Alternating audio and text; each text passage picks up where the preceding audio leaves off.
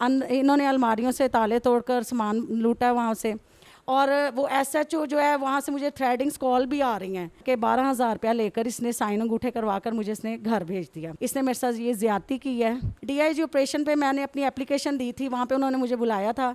जबकि मैं कमरे के अंदर दाखिल हुई, उन्होंने मेरी कोई बात नहीं सुनी। वो एफआईआर देखकर उन्होंने तो मुझे सीधा कहा, जी आपको नहीं पता, मैं आपको सीधी गोलियां मारूंगा। डीआईजी साहब जो इस वक्त नासिर अली रिजवी के जगह पर अभी बैठे हुए लोगों को सुन रहे हैं, जिसपे इसने मेरे साथ शदीद किस्म की बदतमीज़ी करना शुरू कर दिया है मेरी सास के साथ। उसके बाद ये मुझे इसने थप्पड़ मारे हैं। उसके बाद मुझे घसीटता हुआ थाने ले गया है। मेरा नाम महविश है। रात 2:30 से 3 बजे मेरे घर के अंदर 15 से 20 पुलिस एहलकार दाखिल हुए हैं। लिटिल रोड का एसएचओ है अजीम अनवर गहलन। वो कैमरों के रुख मोड़े हैं उन्होंने पहले, उसके बाद उन्होंने घर के अंदर हमारे ज़बरदस्ती दाखिल हुए हैं। दाखिल होकर उसने आकर मेरे साथ बदतमीज़ी की है। बदतमीज़ी करते हुए उसने कहा है कि जो आपने एफआईआर दर्ज करवाई हुई एक थाना मजांग में, वो उस पर आप सुलह करें, ठीक है। एक वो मैंने और मेरे हस्बैंड ने एक एफआईआर दर्ज हुई है मजांग थाने में। मुझ पर और मेरे हस्बैंड पर 15 से 20 लड़कों ने एक कातलाना हमला हुआ था ईद के दूसरे दिन। वो एफआईआर वहाँ पे दर्ज है, शहजाद वाजों वाला है।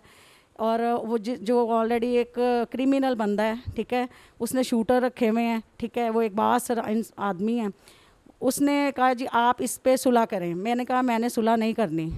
जिस पे इसने मेरे साथ शदीद किस्म की बदतमीज़ी करना शुरू कर दिया है मेरी सास के साथ।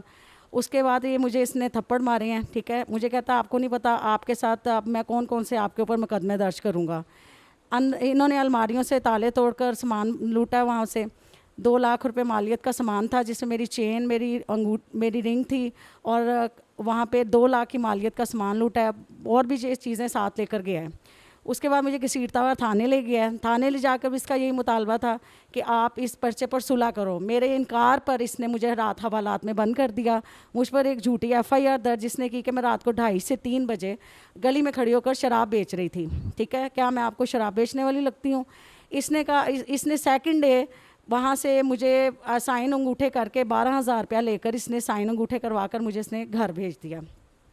एक बासर इंसान है जिसके साथ मिलकर इसने मेरे साथ ये ज़्यादती की है। और इसने वहाँ पे घर पे भी मेरे साथ शदीद किस्म की बदतमीज़ी की। जो वहाँ से डकैतों की तरह ये हमारे घर में दाखिल हुए हैं। मेरे पास सीसीटीवी फुटेज मौजूद है जिस तरह से ये घर के अंदर मेरे दाखिल हुआ है, ठीक है। उसके बाद मुझे मेरी आला काम से अपील है कि इस दरिंदे को, इसके ऊपर कार्रवाई की जाए, कानूनी कार्रवाई की जाए इस दरिंदे के ऊपर, और मेरा लूटा हुआ माल मुझे वापस दिलाया जाए, और जो इसने झूठा पर्चा दिया है उसे खारिज किया जाए। डीआईजी ऑपरेशन पे मैंने अपनी एप्लीकेशन दी थी, वहाँ पे उन्होंने मुझे बुलाया था। जबकि मैं कमरे के अंदर दाखिल हुई, उन्होंने मेरी कोई बात नहीं सुनी। वो एफआईआर देखकर उन्होंने तो मुझे सीधा कहा, जी आपको नहीं पता, मैं आपको सीधी गोलियां मारूंगा। डीआईजी साहब जो इस वक्त नासिर अली रिजवी के जगह पर अभी बैठे हुए लोगों को सुन रहे हैं, ठीक है, उन्होंने मुझे कहा जी मैं आपको सीधी गोलियां मारूंगा, आप यहाँ से चली जाएं। जबकि मैंने उन्हें कहा कि सर आपने तो मेरी कोई बात सुनी भी नहीं है। मैं कमरे में एंटर हूँ, वहाँ से 15 से 20 वहाँ पे मौजूद थे, अंदर लोग मौजूद थे, जिनके सामने मुझे ये कहा गया कि मैं आपको सीधी गोलियाँ। मैंने कहा सर अगर मैं गिल्टी हूँ, अगर मैं ये काम करती हूँ तो मैं यहाँ खड़ी हूँ, मुझे सीधी गोलियाँ मारें, नहीं तो आप मेरे साथ चलें। मेरे मोहल्लेदार जो एसपी पे पेश हुए थे, मेरे वहाँ पे स्टाम्प पेपर भी हैं, सारे मोहल्ले ने, सब ने कहा था कि ऐसा कोई मामला नहीं है। मुझे किसी तरफ से इंसाफ नहीं दिया गया, ठीक है।